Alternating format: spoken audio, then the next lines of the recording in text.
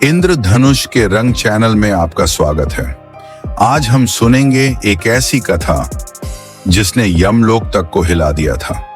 कहानी शुरू होती है यमलोक से। यमराज अपने सिंहासन पर बैठे थे, लेकिन उनके चेहरे पर चिंता साफ दिख रही थी। सामने खड़े यमदूत घबराए हुए थे। एक यमदूत ने सिर झुकाकर कहा, महाराज, काशी में एक आत्मा की मृत्यु हुई है, पर हम उसे पकड़ नहीं पा रहे हैं। कोई अदृश्य शक्ति हमें रोक रही है। यमराज की भौहें तन गईं। उन्होंने पूछा, कौन सी शक्ति? यमदूत डरते हुए बोला, महाराज, वह शक्ति काल भैरव हैं। ये सुनकर यमराज का क्रोध बढ़ गया। उन्होंने अपना दंड उठाया, जिससे पूरा यमलोक कांप उठा। वे गरजे, मृत्यु का अधिकार मेरा है, चाहे काशी हो या कोई और स्थान, मेरे कार्य में बाधा डालने वाला दंड पाएगा। उन्होंने निश्चय किया कि वे स्वयं धरती पर जाएंगे। उनका विशाल रथ गर्जन करने लगा और यमराज अपने दूतों के साथ काशी की ओर रवाना हो गए। उधर काशी में एक वृद्ध संत ने अपने शिष्यों से कहा, यमराज यहाँ क्यों आ रहे हैं? क्या कोई अनहोनी होने वाली है? उसी समय काल भैरव मंदिर में घंटियों की आवाज अचानक तेज हो गई। मंदिर के द्वार अपने आप खुल गए और गर्जना के साथ काल भैरव प्रकट हुए। उनकी आंखों में अग्नि जल रही थी। वे सिंहासन पर बैठे, पर उनका क्रोध आकाश छू रहा था।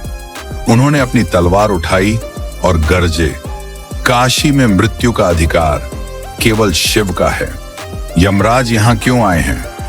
यमराज का आगमन। यमराज अपने रथ से उतरे और मंदिर की ओर बढ़े। जैसे ही वे द्वार पर पहुंचे, एक अदृश्य शक्ति ने उन्हें रोक लिया।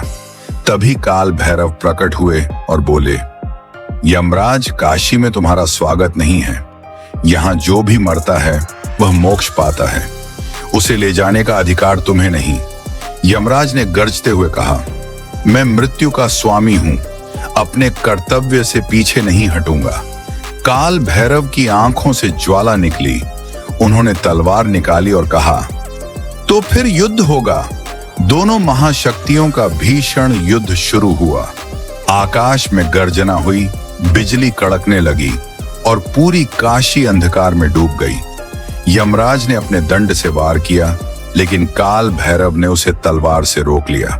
स्वर्गलोक में ब्रह्मा, विष्णु और इंद्र यह युद्ध देखकर भयभीत हो उठे। इंद्र बोले, अगर यह युद्ध लंबा चला तो सृष्टि का संतुलन बिगड़ जाएगा। ब्रह्मा बोले, हमें महादेव के पास जाना होगा। केवल वे ही इस विनाश को रोक सकते हैं।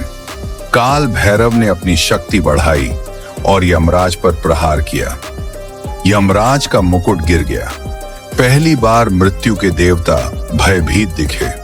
उन्होंने अपनी पूरी ताकत लगाकर दंड ऊंचा उठाया, पर काल भैरव ने प्रचंड रूप धारण कर लिया। वे बोले, यमराज, तुम मृत्यु के स्वामी हो, पर काशी शिव की नगरी है। यहाँ का हर जीव शिव का है। शिव की आज्ञा के बिना कोई आत्मा तुम्हारे अधीन नहीं। यमराज ने एक दिव्य कवच धारण किया और अग्नि अस्त्र चलाया। चारों दिशाएं जल उठी। गंगा में उबाल आने लगा, लेकिन काल भैरव ने अपनी तलवार से एक ही वार में वह अग्नि नष्ट कर दी। वे बोले, यमराज, तुम भूल रहे हो, यह शिव की नगरी है। यहाँ का हर कण शिव की आज्ञा से चलता है। यमराज क्रोधित हो उठे। उन्होंने अपने यमदूतों को आदेश दिया, काल भैरव को पकड़ो। पर वे भूल गए कि काल भैरव कोई साधारण योद्धा नहीं, स्वयं महाकाल के रूप हैं। काल भैरव ने अपनी तलवार घुमाई और एक दिव्य चक्र बनाया। जो भी यमदूत उसके पास पहुंचा, वह उसी में समा गया। काशी के लोग घाटों पर खड़े यह अद्भुत दृश्य देख रहे थे। डर के बावजूद उन्हें विश्वास था, भैरव जीतेंगे। काल भैरव ने अपने चरणों से पृथ्वी पर प्रहार किया। धरती हिल उठी। यमराज का रथ पीछे हट गया। वे बोले, यमराज, ये काशी है, यहाँ शिव का शासन चलता है। अगर तुम आगे बढ़े तो यह तांडव यमलोक को भी हिला देगा। यमराज समझ गए कि भैरव को हराना असंभव है। लेकिन वे हार मानने नहीं आए थे। स्वर्गलोक में सभा लगी। ब्रह्मा, विष्णु, इंद्र सभी चिंतित थे। इंद्र बोले, अगर यह युद्ध नहीं रुका तो सृष्टि का संतुलन नष्ट हो जाएगा।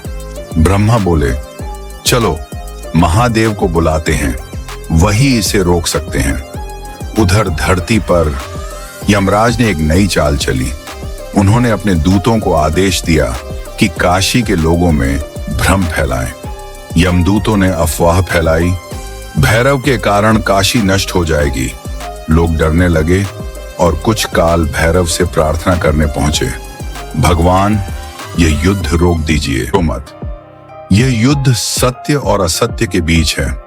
सत्य की हमेशा जीत होती है। काशी के आश्य मुनि गंगा तट पर यज्ञ करने लगे। उन्होंने शिव का आह्वान किया, हे महादेव, आप ही सृष्टि के रक्षक हैं, कृपा कर यह विनाश रोकें।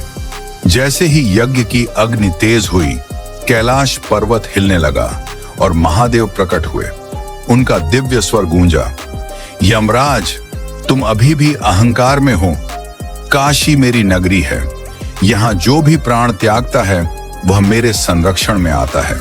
यमराज झुक गए, बोले, महादेव, आपकी आज्ञा सर्वोपरि है।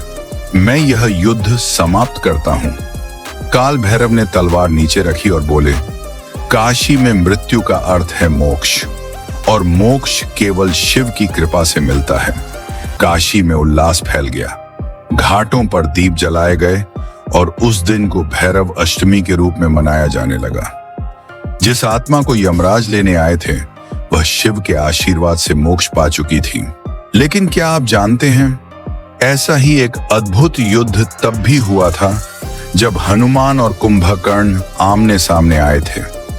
उस युद्ध में कौन जीता और क्या गुप्त रहस्य उजागर हुआ, यह जानने के लिए हमारे चैनल पर वह वीडियो जरूर देखें। अगर आपको यह कथा रोमांचक लगी तो इस वीडियो को लाइक करें, कमेंट करें और ऐसी ही रहस्यमयी कथाओं के लिए इंद्रधनुष के रंग चैनल को सब्सक्राइब करें। फिर मिलेंगे एक नई कथा के साथ। जय भैरव।